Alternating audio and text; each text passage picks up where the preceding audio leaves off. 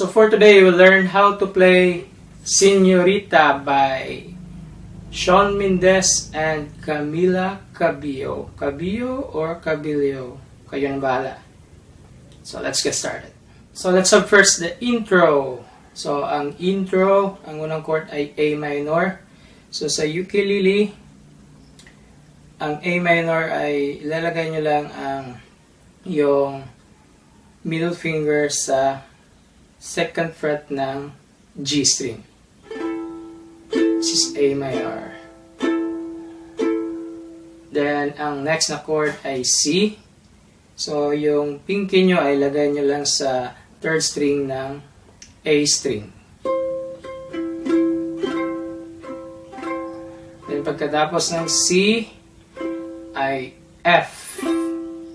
So, ito yung A minor. So, ang gagawin nyo lang ito para maging F ay lalagay nyo lang itong index finger sa first fret ng E string. This is F.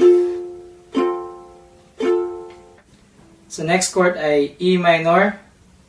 So, E minor, ang ring finger ay lagay nyo lang sa fourth fret ng C string. Then, middle finger lagay nyo lang sa third fret ng E string at yung index finger lagay lang sa second fret ng A string. This is E minor. The last na chord ay G. So G, ito yung G. So index finger, second fret ng C string. Then ring finger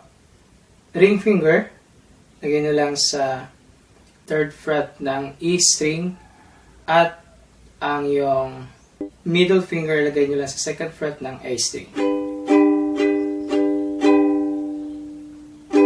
So again, ang unang chord ay A minor, then C, then F, E minor, then G.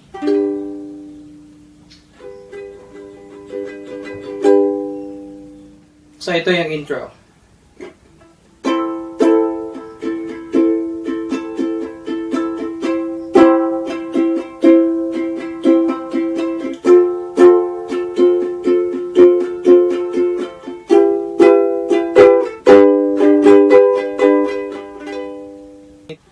So, sa strumming naman tayo. Sa strumming ay ganito lang. So, sundan nyo lang itong aking pag-strum.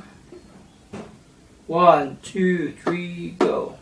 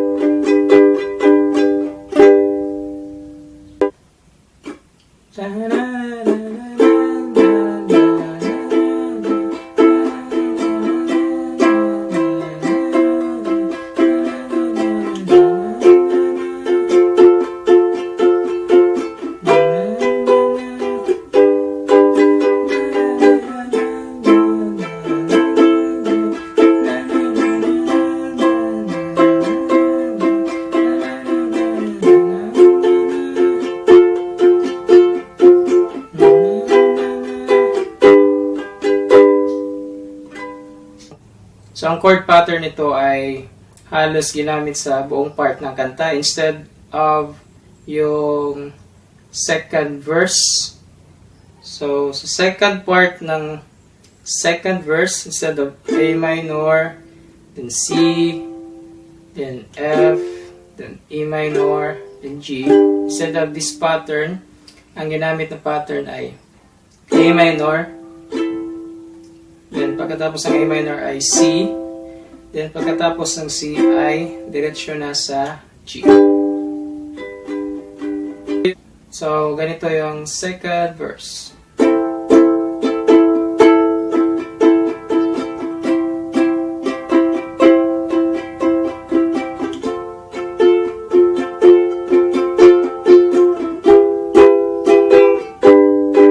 second part.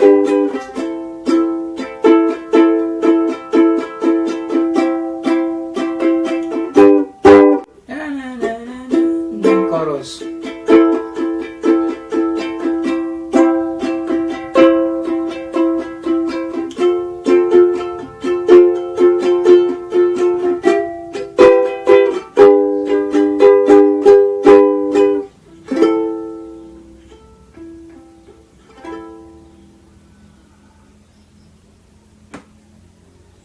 So that's the song. So I hope this video helped you, and see you next time.